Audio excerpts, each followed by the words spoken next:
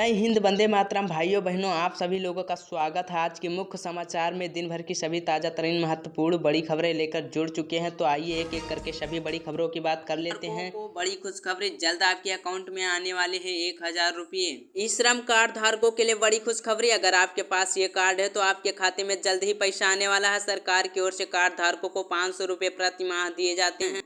अगर आप भी इस सुविधा का फायदा लेना चाहते हैं तो रजिस्ट्रेशन करा सकते हैं। यदि आप भी ई श्रम के पोर्टल पर रजिस्ट्रेशन कराया है तो आपके लिए खुशखबरी है, क्योंकि सरकार ने ई श्रम कार्ड धारकों को कई अन्य सुविधा से भी जोड़ा है। इसके अलावा आप स्कीम से जुड़कर पूरे 2 लाख रुपए का लाभ कमा सकते हैं, क्योंकि श्रम मंत्रालय ऐसे सभी श्रमिकों को 2 लाख रुपए का बीमा कवर देता है जिन्होंने ई श्रम के तहत रजिस्ट्रेशन कराया है। जानकारी के मुताबिक यदि आपने ई श्रम पोर्टल पर रजिस्ट्रेशन कराया है तो किसी भी हादसे में विकलांग होने पर आपको 2 लाख रुपए की धनराशि उपचार के लिए श्रम मंत्रालय की ओर से दी जाएगी।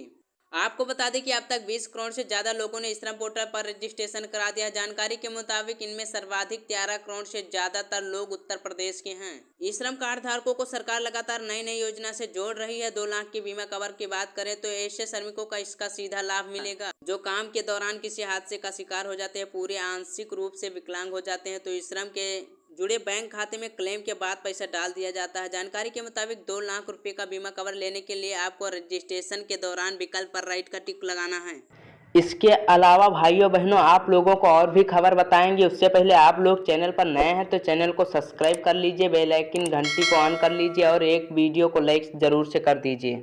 आपको बता दें कि असंगठित क्षेत्र में काम करने वाले लोगों के लिए सरकार ने ई श्रम कार्ड योजना शुरू की थी, लेकिन अब इस कार्ड कई अन्य योजना भी जोड़ दिया गया है। आपको बता दें कि असंगठित क्षेत्र में काम करने वाले लोगों के लिए सरकार ने ई श्रम कार्ड योजना शुरू की, लेकिन अब इस कार्ड से कई अन्य योजना भी जोड़ दिया गया है, जैसे पीएम श्रम योगी मानधन योजना, स्वरोजगारों के लिए एनपीएस योजना, पीएम जीवन ज्योति योजना, प्रधानमंत्री सुरक्षा बीमा कवर योजना और एपीवाई सहित कई योजना श्रम कार्ड से सीधे कनेक्ट कर दी गई है। यानी इन योजनाओं का लाभ उन्हीं को दिए जाने के संकेत है जिनके पास ई श्रम कार्ड है। इसलिए पात्र लोगों को ई श्रम पोर्टल पर रजिस्ट्रेशन कराना बहुत जरूरी है।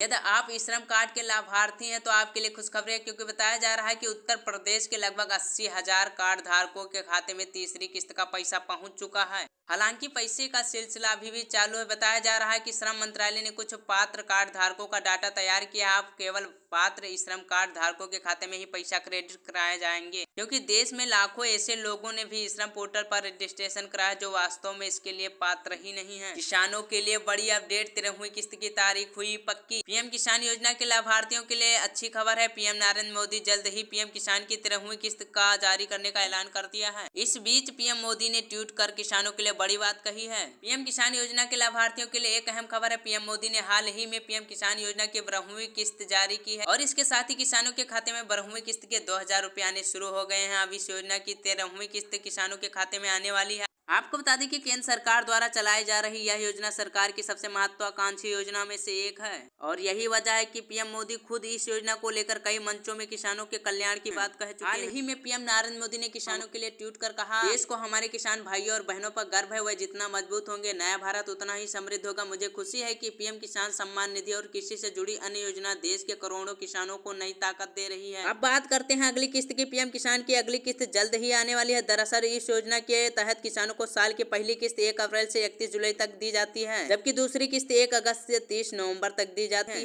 वहीं तीसरी किस्त का पैसा 1 दिसंबर से 31 मार्च के बीच ट्रांसफर किया जाता है।